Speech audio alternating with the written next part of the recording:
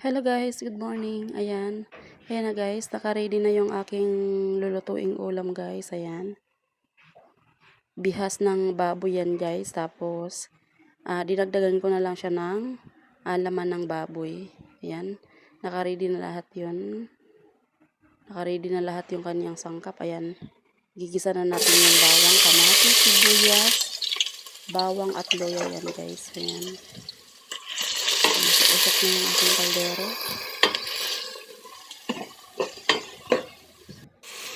Ayan, ilalagay na natin ang buto ng baboy. Yung bihas ng baboy yan guys. Ayan. Lalagyan tayo ng paminta. Asin. Ayan, maglalagay na tayo. Para yung lasa ng sangkap ay manonohot dun sa loob ng baboy. Ayan. Magic sarap. At magdadagdag tayo ng Nor pork cubes.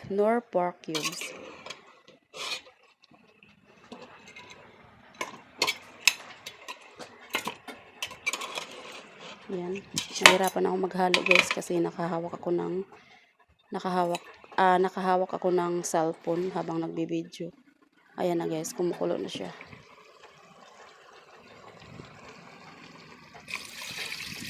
Ayan, dagdag tayo ng tubig para pakukuluan muna natin yung baboy.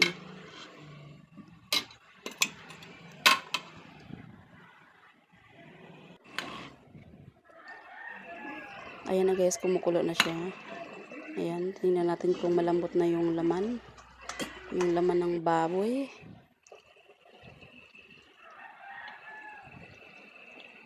Ayan na guys.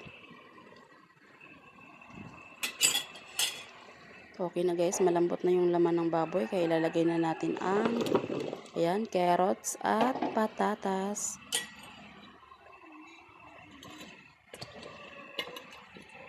Ayan.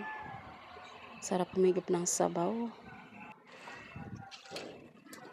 Ayan guys, kumukulo na siya. Kaya ilalagay ko na yung pechay. Ayan. Pechay.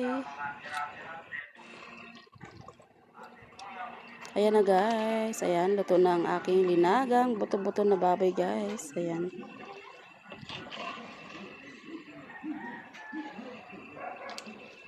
Ayan, halo-halo natin para